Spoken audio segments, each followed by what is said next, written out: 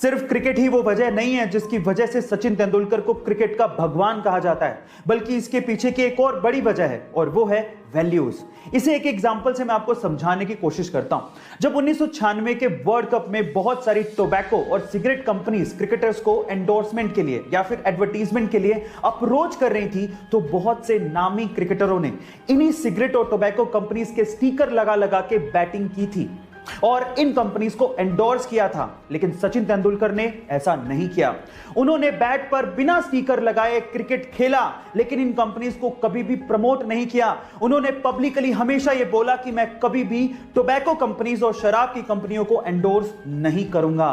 इसे ही कहते हैं वैल्यू, और इसी वजह से सचिन तेंदुलकर को क्रिकेट का भगवान कहा जाता है। गाइस, आपको ये इंफॉर्मेशन कैसी लगी चैट सेक्शन में जरूर लिखिएगा। बॉलीवुड में आपके बहुत से ऐसे चहेते स्टार्स हैं जिनका रियल नेम कुछ और ही है और आप उन्हें किसी और ही नाम से जानते हैं, जैसे अमिताभ बच्चन जिनका रियल नेम इंकलाब बच्चन है, अक्षय कुमार जिनका रियल नेम राजीव हरिओम भाटिया है, सलमान खान जिनका रियल नेम अब्दुल राशिद सलीम सलमान खान है, इसके अलावा रजनीकांत जिनका रियल नेम शिवाजी राव गायकवाड़ है, और टाइगर श्रॉफ जिनका रियल नेम जय हेमंत श्रॉफ है।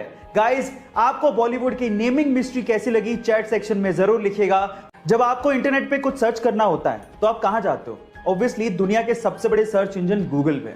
लेकिन क्या गूगल की भी खुद की कोई फुल फॉर्म होती है? चलिए मैं आपको बताता हूं। इसकी भी एक फुल फॉर्म है और वो है global organization of oriented group language of earth. लेकिन ये इसकी ऑफिशियल फुल फॉर्म नहीं है। देखिए, गूगल शब्द गूगल के फाउंडर्स ने ही इजाद किया था और ये वर्ड गूगल से इंस्पायर्ड था। और गूगल एक नंबर है जिसमें एक के पीछे 100 जीरो होती है। ये इतना बड़ा नंबर है। गाइस, आपको ये इंटरेस्टिंग फैक्ट जान के कैसा लगा चैट सेक्शन में जरूर लिखेगा। एक बार बिल गेट्स ने किसी रेस्टोरेंट में खाना खाने के बाद खाना परोसने वाले वेटर को टिप के तौर पे $5 दिए, तो वो वेटर बिल गेट्स को बड़ी हैरानी से देखने लगा। तो इस बात पे बिल गेट्स ने वेटर से पूछा कि क्यों भाई, क्या हो गया, तुम मुझे इतनी हैरानी से क्यों देख रहे हो? तो उस वेटर ने बड़ी विनम्रता से कहा कि इसी टेबल पे जब आपकी डॉटर ने खाना खाया था तो उन्होंने मुझे $500 की टिप दी थी, और आप तो उनके फादर हैं, दुनिया के सबसे रिचेस्ट पर्सन हैं, और आपने मुझे सिर्फ $5 दिए। तो इस बात पे बिल गेट्स ने जो कहा वो आप लोगों को सुनना चाहिए। बिल गेट्स ने कहा कि उसके पिता दुनिया के सबसे अमीर आदमी हैं, पर मेरे पिता नहीं। गाइस, इसलिए कहा जाता है कि आप कितनी भी सक्सेस की ऊंचाइयां छू लें, आपको अपने पास्ट को कभी नहीं भूलना चाहिए, क्योंकि वही आपका सबसे अच्छा टीचर होता है। ये बात है सन 1990 की, जब दिल्ली के एक व्यक्ति ने एमआरएफ कंपनी के 20,000 शेयर्स खरीदे। तब एमआरएफ कंपनी के एक शेयर की कीमत लगभग 10 रुपए थी, यानी कि लगभग 2 लाख रुपए उस व्यक्ति ने एमआरएफ कंपनी में इन्वेस्ट कर दिए थे।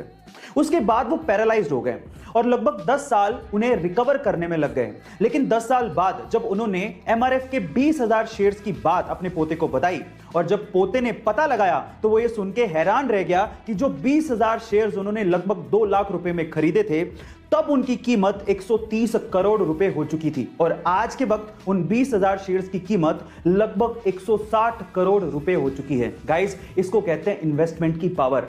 हम मिडिल क्लास लोग ज्यादातर अपनी सेविंग्स को या तो एफडी में या आरडी में रखते हैं, लेकिन अगर उसका 10 या 20% हिस्सा भी हम लोग इन्वेस्ट कर दें तो शायद हमारे वारे न्यारे हो जाएं। तो आज ही इन्वेस्टमेंट शुरू करिए, लिंक डिस्क्रिप्शन बॉक्स में गिवन है।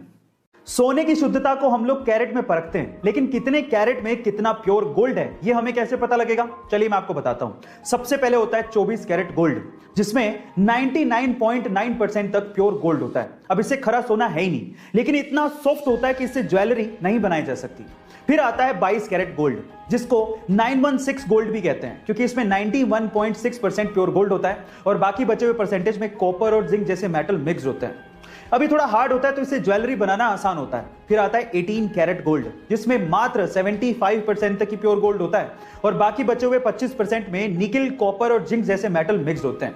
यानी कहने का मतलब यह है कि जैसे जैसे कैरेट घटता जाएगा, सोने की शुद्धता भी घटती जाएगी और साथ ही साथ सोने की चमक भी घटती जाती है। गाइस, आपको ये इंफॉर्मेशन कैसी लगी चैट सेक्शन में जरूर लिखेगा, और ऐसे अमेजिंग वीडियोस के लिए यूट्यूब पे हमारे चैनल को सब्सक्राइब कर लीजिएगा, वीडियो को शेयर करिएगा और लाइक करना मत भूलिएगा। मिलते हैं अगली वीडियो में।